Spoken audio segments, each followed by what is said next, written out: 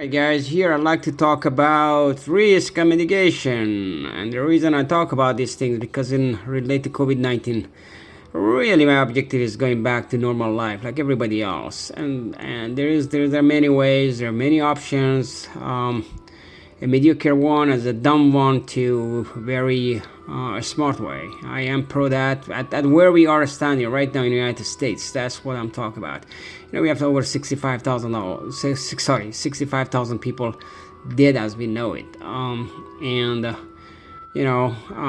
my estimate is I really think by August or by September, before even the next peak season, we probably pass 100,000. I hope not, but look like we are heading that way. Especially if we opening, definitely we're gonna pass 100,000 if we open prematurely, and that's why I'm talking about this one. Why these models I have here, it's all based. It's nothing. It's all based on my reading and listening to epidemiologists and scientists and also here and there to politicians. The lesson there really they shouldn't be really. They should fund this, guide this, but they should not be really designing this and have say on these things. The best thing they can do is stay away or open the road and let the people with the skill do the job. Good management here we talk about as far as controlling the virus. So risk, the first thing in any business, when we say risk, you have to identify risk. What do we talk about? Where are you going to identify risk here? On risk, you have a population. We know impacts of this virus depend on where you are is different. So you're going to have islands of A, B, and C, E, and many here. That's how I show it.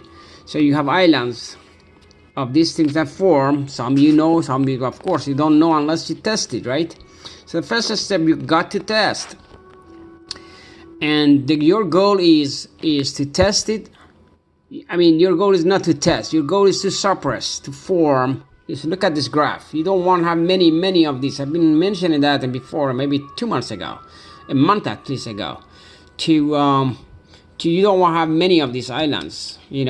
As soon as it's formed, you want drop bomb on them and suppress that. It's a war, right?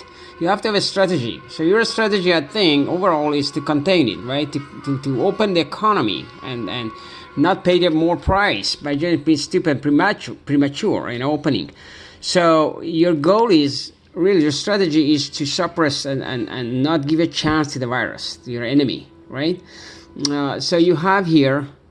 So how do you identify where the virus is, where the camp of fire is? As I'm showing here, one fire, A, B, whatnot, all in vast land you have, you have to test it. You cannot avoid that. So test. You have to have the test kits, tons of a system. You have to have a very effective test system. That's the only way you can beat that virus. Testing and tracing it. And then you contain that. You have to have a facility to control that. You don't want to form this many of these. And then you have free people to go to work. So as soon as this form, you have to have a systems automatically processed there to kill this, to suppress this, not letting form. So this represent here. See this graph I'm showing here, leader 2, but here actually this is the model. Basically, the famous curve here we talk about, right? If you have let it just go like that, like this form, and they expand, right? And eventually you pass, that's your local, whatever hospital and your healthcare system is, the capacity is here. The death's gonna hit that and you pass it, and they cannot control and let the people just perish. That's exactly happened, we have overwhelmed the system. It happened in Italy, it happened even in New York probably. So you don't want that, right? So you want to kill it. Right there, as soon as it's formed, you have to. How do you find out about these things? That's the key. Only through testing. That's the only way to find out these are forming anywhere in the U.S. is through testing, and they let the economy open. But how you gonna even open? I'm gonna probably have to talk about that too. But here, so you have to test. You have to trace it, people that don't know, and you have to educate people that participate and be, that they're secure. Doesn't encourage them. Somehow give them incentive even. To control this, right? And then, of course, as I'm saying here, so you can really want to suppress it and go back and clean. Basically is like a cleaning the place. You find the dirt, you clean it. That's what it is.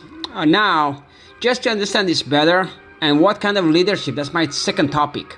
What kind of leadership we need? Maybe I need to make another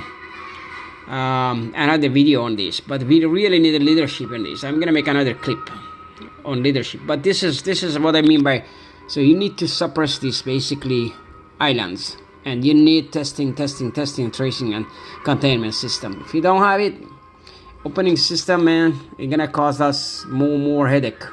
It come back at us, and we're gonna have a lot of cares, with cost. And then people gonna not trust the system, and nothing. Gonna cost more. People not gonna risk their life, if they avoid, You're gonna be headache. Not do it. Do it a smart way. Listen to epidemiologists and people who have the skill set. That's what I would do. Take care. Bye bye.